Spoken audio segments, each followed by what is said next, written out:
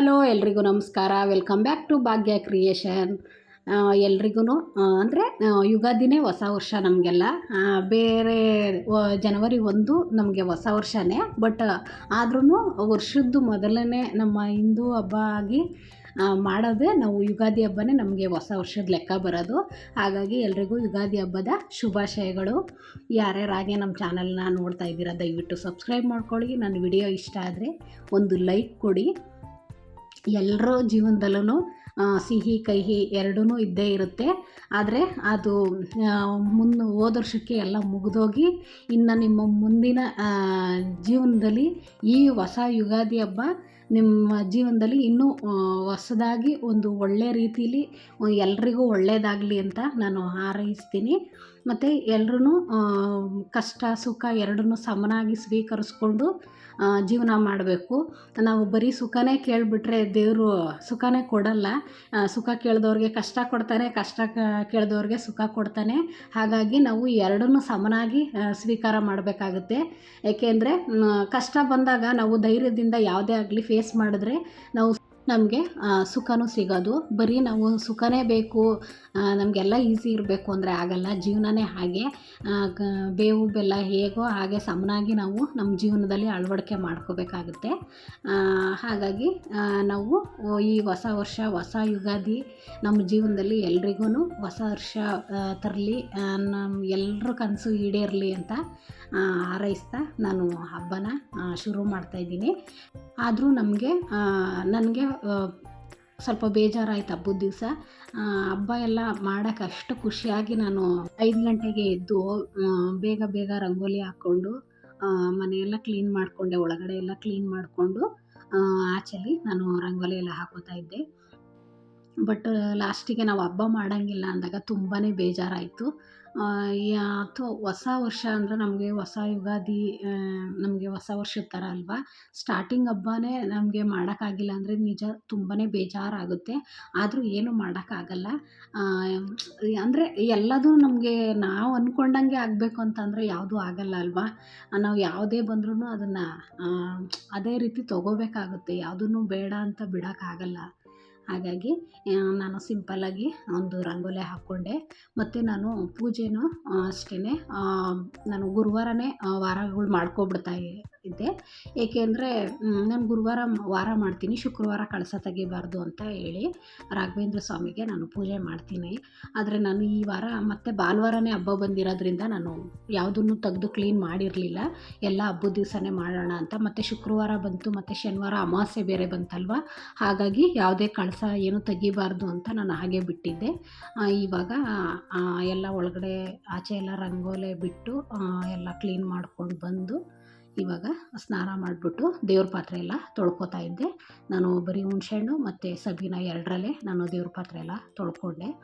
ಬೇರೆ ಲಿಕ್ವಿಡ್ ಹಾಕಿದ್ರೆ ಅದು ನನಗೆ ಅಷ್ಟೊಂದು ಇಷ್ಟ ಆಗಲ್ಲ. ಏಕೆಂದರೆ ಸ್ವಲ್ಪ ದಿವಸ ಮಾತ್ರ ಅದು ಸ್ವಲ್ಪ ಹೊತ್ತು ಮಾತ್ರ ಇರುತ್ತೆ, ಮತ್ತು ಶೈನಿಂಗ್ ಹೊರಟೋಗ್ಬಿಡುತ್ತೆ, ಮತ್ತು ಬ್ಲ್ಯಾಕ್ ಥರ ಆಗೋಗುತ್ತೆ.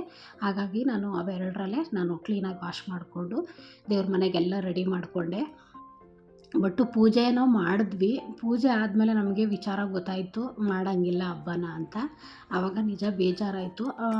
ಅಟ್ಲೀಸ್ಟು ಪೂಜೆನಾದರೂ ನಮಗೆ ದೇವರು ನಮ್ಮ ಕೈಯಿಂದ ಸ್ವೀಕಾರ ಮಾಡ್ಕೊಂಡಲ್ಲ ಅನ್ನೋದೊಂದು ಖುಷಿ ಆಯಿತು. ನಾನು ನಮ್ಮ ಮನೇಲಿ ಅಂದರೆ ನಾನು ಒಬ್ಬಳು ಮಾತ್ರ, ನಾನು ಪೂಜೆ ಆಗೋವರೆಗೂ ಏನೂ ತಿನ್ನಲ್ಲ, ಕಾಫಿ ಟೀ ಕುಡಿಯಲ್ಲ.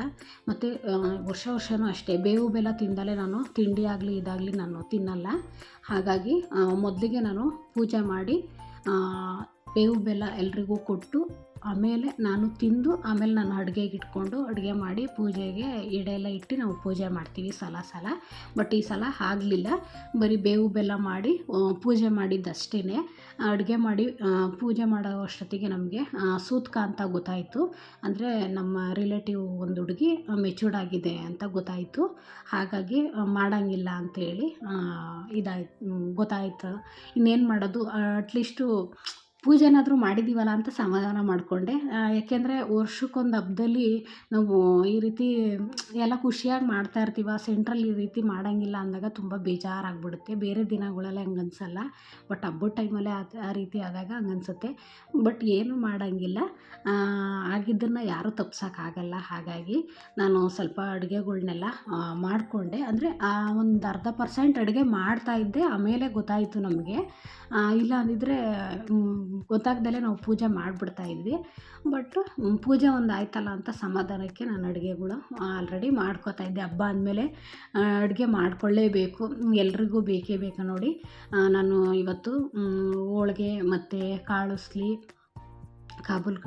ಉಸ್ಲಿ ಮಾಡಿದ್ದೆ, ಮತ್ತು ಎಲೆಕೋಸು ಪಲ್ಯ, ಕಾಳುಹುಳಿ ಎಲ್ಲ ಮಾಡಿದ್ದೆ. ತುಂಬ ಚೆನ್ನಾಗಿತ್ತು ಅಡುಗೆ, ಊಟ ಎಲ್ಲ. ನಿಮಗೆ ಈ ರೆಸಿಪೀಸ್ನೆಲ್ಲನ ಬೇರೆ ವಿಡಿಯೋ ಮಾಡಿ ಇಟ್ಕೊಂಡಿದ್ದೀನಿ, ಅದನ್ನೆಲ್ಲ ನಿಮಗೆ ಅಪ್ಲೋಡ್ ಮಾಡ್ತೀನಿ. ಮತ್ತು ಒಬ್ಬಟ್ಟಿನ ಸಾಂಬಾರು ಅಷ್ಟೇ ತುಂಬಾ ಇಷ್ಟ ಆಯಿತು ನಮಗಂತೂ. ನಮ್ಮ ಮನೇಲಿ ಎಲ್ಲರೂ ಇಷ್ಟಪಟ್ಟರು, ಅಷ್ಟು ಚೆನ್ನಾಗಿದೆ. ಅಂದರೆ ನಾನು ಯಾವಾಗಲೂ ಮಾಡಿಟ್ಕೊಂಡಿರೋ ಅಂಥ ಪುಡೀಲಿ ನಾನು ಸಾಂಬಾರನ್ನ ಮಾಡಿಬಿಡ್ತಾಯಿದ್ದೆ ಬೇಗ ಆಗಲಿ ಅಂತ.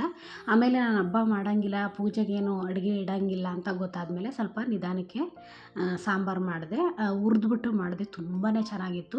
ನಿಮಗೆ ಆ ರೆಸಿಪೀಸ್ನು ನಾನು ಹಾಕ್ತೀನಿ ವಿಡಿಯೋದಲ್ಲಿ. ತುಂಬಾ ಚೆನ್ನಾಗಿರುತ್ತೆ. ಯಾರ್ಯಾರಿಗೆ ಬೇಳೆ ಒಬ್ಬಟ್ಟು, ಬೇಳೆ ಸಾಂಬಾರು ಇಷ್ಟನೋ ಅಂಥವರು ಹೇಳಿ, ನಾನು ವಿಡಿಯೋನ ಅಪ್ಲೋಡ್ ಮಾಡ್ತೀನಿ.